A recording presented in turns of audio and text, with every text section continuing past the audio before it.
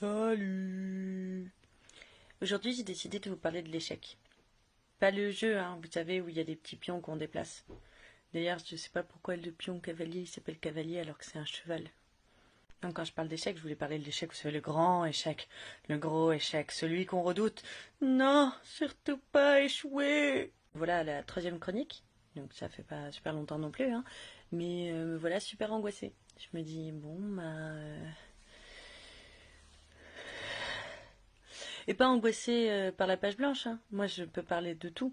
Hein. Je peux déblatérer sur les cornichons allemands comme sur l'architecture de maisons en fromage. Tout m'intéresse. Mais l'angoisse, c'est de me dire, mais est-ce que ça va intéresser les gens? Est-ce que ça va les faire rire? Est-ce que je vais pas dire des trucs que je vais être nulle?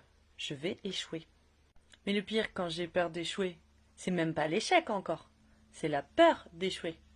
Ce que j'appelle le pré-échec, comme on le dit nulle part. En vrai, pourquoi on a peur d'échouer, de rater, hein? Et qu'est-ce qui est... Parce qu'on n'a pas envie d'être un loser, hein, tout simplement. Personne qui dit «Ah, moi j'aimerais bien être un loser aujourd'hui. Ça me donne bien envie. La lose.» Non mais c'est vrai, les seules personnes qui sont là.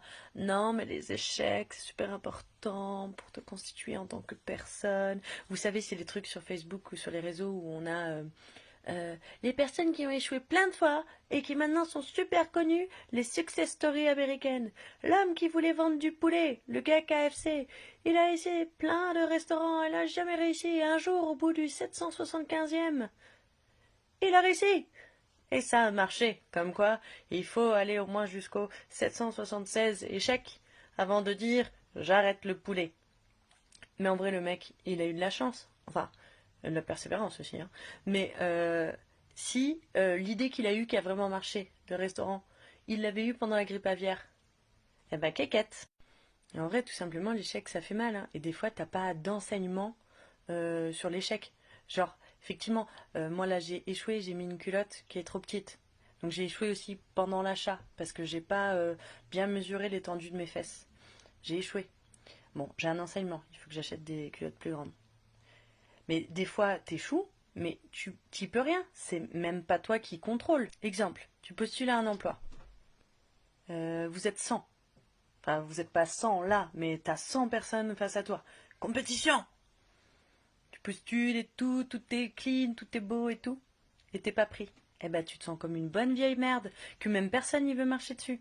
Même sans faire exprès, ils sont là. Non, ah, je sens qu'il y a une vieille merde là, j'y vais pas. Non, non. Des fois, ça marchait du pied gauche, c'est pas de la chance, mais alors elle, non, vraiment, c'est une merde d'échec, j'y vais pas. Mais en vrai, tu peux rien contrôler parce que sur les 100 personnes, ça se trouve, ton dossier, il est de dingue. Toi, t'es dingue, t'es extraordinaire. Mais bon, déjà, il y a des discriminations. Alors, bah, il y en a, ils ont moins de discrimination que d'autres. Hein. Et allez, admettons, dans un monde ultime, même s'il n'y avait pas de discrimination, bah il suffit que, je sais pas, la personne elle avait mal au ventre, quand elle a vu ton truc, elle a fait j'ai mal au ventre, en même temps que je vois le truc, je le sens pas. Elle a une intuition avec un autre profil, genre je sens que cette personne était reliée avec moi dans une vie antérieure. Et bim, qu'est-ce que tu fais là? Qu'est-ce que tu fais? Ah bah rien, c'est pas possible. Donc parfois quand c'est raté, ça veut pas dire qu'il faut s'arrêter, hein. Comme le gars de KFC, hein. Faut continuer. Mais surtout, le truc, c'est qu'il faut se dire que on peut continuer et qu'il faut surtout pas avoir peur. Parce qu'il y a ça aussi. Tu rates un truc et tu dis, ah bah voilà, je, je le savais, je savais que j'allais rater. Je suis destinée à rater. Je le sentais. Donc quand j'ai raté, donc KFC, KFC, KFC, comment? C'est QFD. Moi, je rate toujours la roue quand j'essaye de la faire. Et je sais que je vais rater, je le sais. Et je rate. Est-ce que je suis destinée à arrêter de faire la roue? Est-ce que je devrais arrêter de faire la roue? Bah, je continue à le faire. Et puis bah, les gens ils rient, hein, parce que je rate. Parce que j'ai des jambes un peu à la Playmobil et il me manque la pliure au niveau des genoux. Bah, peut-être qu'un jour je vais y arriver déjà de un. Puis sinon, bah, je fais rigoler les gens, c'est pas mal, hein. Et voilà, le pire c'est la doublette. Quand on a peur, quand on sent qu'on a échoué et qu'on échoue.